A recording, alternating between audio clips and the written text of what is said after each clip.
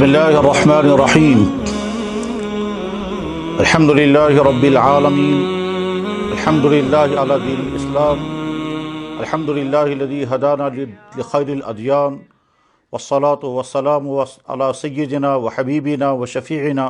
ومولانا محمد الذی بعث رحمۃ للعالمین وهو خاتم النبیین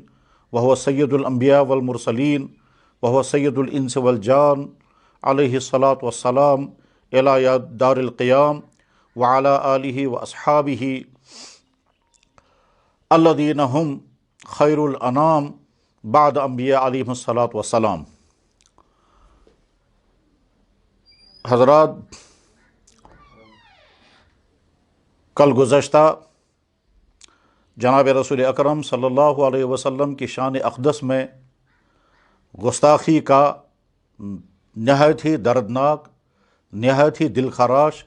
نہایت ہی ناقابل برداشت واقعہ پیش آیا، جس کی بنا پر ہر مسلمان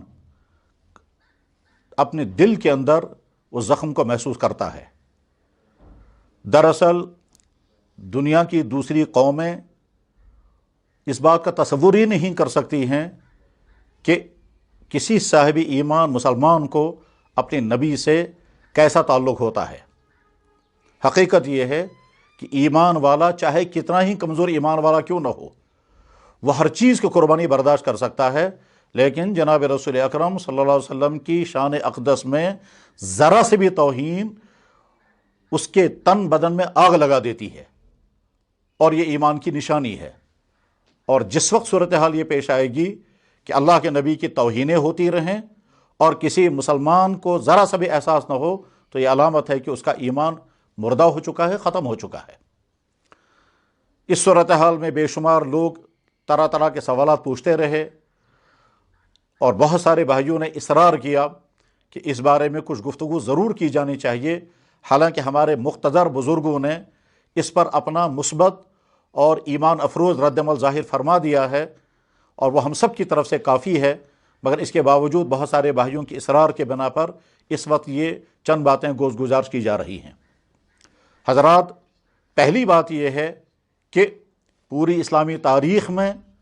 پوری مسلمانوں کی تاریخ میں یہ باب نہایت روشن ہے کہ ہم نے کبھی کسی نبی کی توہین نہیں کی، کبھی کسی دوسرے مذہب کے کسی بڑے آدمی کی توہین نہیں کی، اور نہ کبھی مسلمان اس کو کر سکتا ہے، اس لیے کہ ہمارا دین تہذیب سکھاتا ہے، شرافت سکھاتا ہے، اخلاق سکھاتا ہے۔ ہمارا نبی وہ ذات اقدس تھی جنہوں نے اپنے دشمنوں کے حق میں بھی توہین کرنے کی اجازت نہیں دی، اس لیے تمام مسلمانوں کی تاریخ اس باب میں روشن ہے، اور دنیا کے تمام انسان اچھی طرح سے سنیں کہ ہم مسلمانوں نے کبھی کسی نبی کی توہین، نہ عیسائیوں کے کسی مقدس شخصیت، اور عیسائیوں کی سب سے مقدس شخصیت حضرت عیسیٰ علیہ السلام ہیں، عیسائیوں سے زیادہ ہم ان کو صحیح طور پر نبی مانتے ہیں، ہم کیسے ان کی توہین کر سکتے ہیں؟ اسی طرح سے دوسرے مذاہب کی کسی بھی شخصیت کے متعلق کبھی کسی مسلمان نے کوئی نازیبہ جملہ نہ کبھی کہا ہوگا، نہ ہمارا اسلام اس کی اجازت دیتا ہے۔ لیکن باقی تمام قومیں اپنا کردار دیکھ لیں، عیسائیوں کی پوری تاریخ میں اور دوسری تمام قوموں کی تاریخ میں بار بار جناب رسول اکرم صلی اللہ علیہ وسلم کے شان اقدس میں توہین کے واقعات پائے جاتے رہے ہیں۔ آخر انہیں کیوں اسی سے تسلیم ملتی ہے کہ محمد رسول اللہ صلی اللہ علیہ وسلم کی شان اقدس میں توہین کریں؟ اور کبھی کارٹون چھپتے ہیں، کبھی کتابیں چھپتی ہیں، اور کبھی اس طرح کے نازیبہ جملے بولے جاتے ہیں۔ بہرحال اس سلسلے میں اقوام عالم کے سامنے یہ حقیقت واضح کرتے ہوئے ایمان تازہ ہوتا ہے کہ ہم مسلمانوں نے کبھی کسی کی توہین نہیں کی، اور دوسری تمام قومیں اپنا کردار دیکھ لیں۔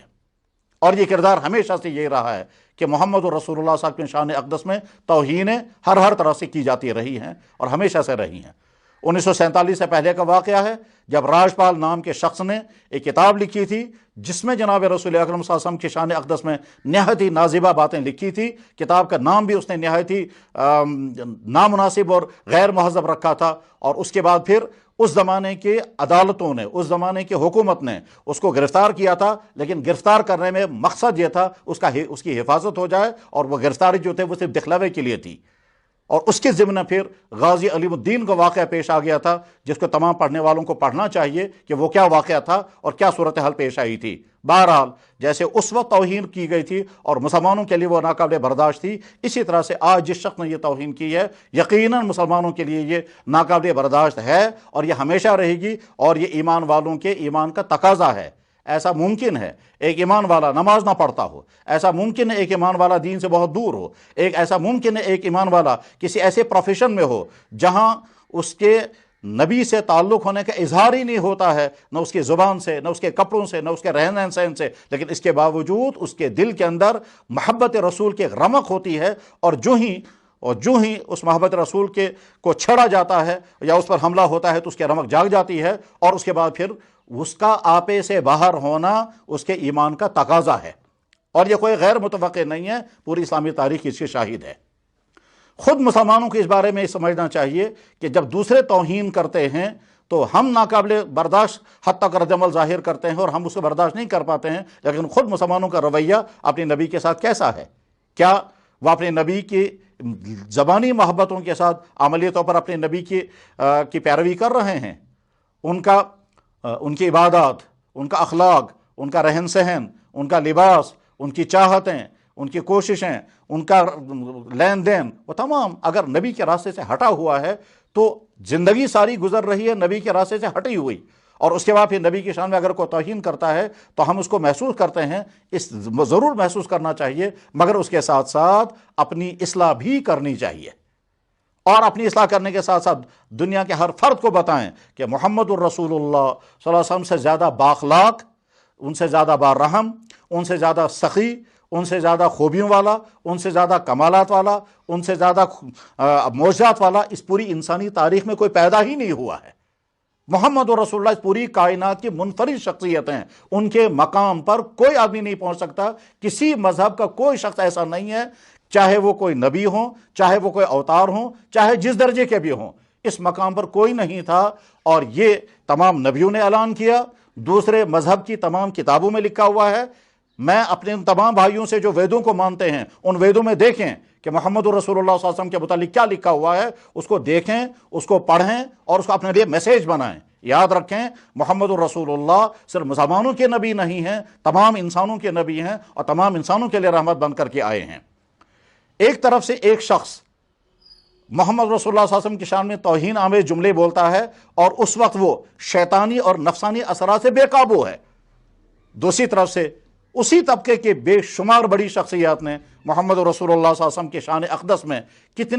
کتنے توہین، کتنے مدح کے، کتنے تعریف کے جملے بولے ہیں، اس کی بھی کوئی حد و حساب نہیں ہے۔ اس لیے اپنے مذہب کے ان بڑے لوگوں سے پوچھیں کہ محمد رسول اللہ کی شان اقدس کیا تھی۔ بہرحال خلاصہ یہ ہے، اس میں مسلمانوں کے لیے میسیج ہے کہ وہ اپنی زندگی کا سدھار کریں، اور تمام غیر مسلم اقوام کے لیے دو باتیں ہیں، ایک یہ کہ ہم نے کبھی کسی نبی کی توہین نہیں کی، کسی اوتار کی توہین نہیں کی، نہ ہمارا دین ہمیں اجازت دیتا ہے، نہ کبھی مسلمان ایسا نہ کوئی مسلمان، لیکن دوسری تمام قومیں بار بار کیوں محمد رسول اللہ صلی اللہ علیہ وسلم کی توہین کرتی ہیں؟ اس سے سمجھ میں آتا ہے کہ دال میں کہیں کچھ کالا ہے، یعنی گویا کمیاں کہاں ہیں خود سمجھ لینا چاہیے۔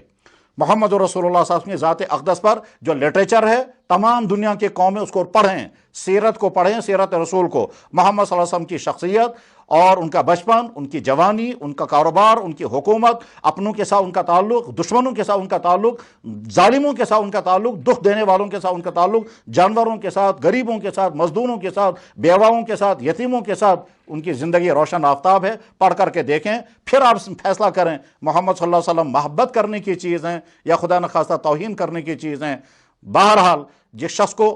جو واقعہ پیش آ گیا ہے اس کی ہم جتنی مذمت کر سکتے ہو مذمت کرتے ہیں، اور اس کے بعد پھر امید رکھتے ہیں کہ اس شخص کے متعلق صحیح قانونی فیصلہ کیا جائے گا، جس سے مسلمانوں کے یہ جو دل خراشی ہوئی ہے اور اذیت قلبی پہنچی ہے اس کا کسی درجے میں مداوع ہو، اور آئندہ تمام لوگ اچھی طرح سے ذہن میں بٹھا کر رکھ لیں کہ مسلمان ہر چیز برداشت کر سکتا ہے، محمد رسول اللہ کی توہین کسی بھی صورت میں قابل برداشت نہیں ہے، اور اس کے مسلمان کچھ بھی کرنے کے لیے تیار ہو جائے گا، اور یہ اس کے ایمان کا تقاضا ہے۔ اس سلسلے میں تمام وہ لوگ جو پروفیشن اداروں کے ساتھ وابستہ ہیں، اگر وہ ایمان والے ہیں اور یقیناً ہیں، تو ایمان والوں کو ایسے وقت میں اپنی ایمان کی پہلے فکر کرنی چاہیے، اپنے ایمان کے تقاضوں کو پہلے ملحوظ رکھنا چاہیے، اس کے بعد پھر اپنی ڈیوٹیاں، اس کے بعد پھر اپنے عہدے، اس کے بعد پھر اپنے دوسرے تقاضے ثانوی درجے میں ہیں، پہلے درجے میں ان کا ایمان ہونا چاہیے۔ ایمان کا تقاضا جس موقع پر جو ہوگا اس کو پورا کرنا چاہیے۔ اللہ ان باتوں کو ہمارے لیے مفید سے مفید تر بنائے اور انسانوں کے لیے اس کو بہترین میسیج بنائے۔ وآخر دعوانا الحمدللہ رب العالمین۔ صدور فاض وعطر كل لسان، وهنا حلقات الصديق قلب ينبض بالقرآن، وهنا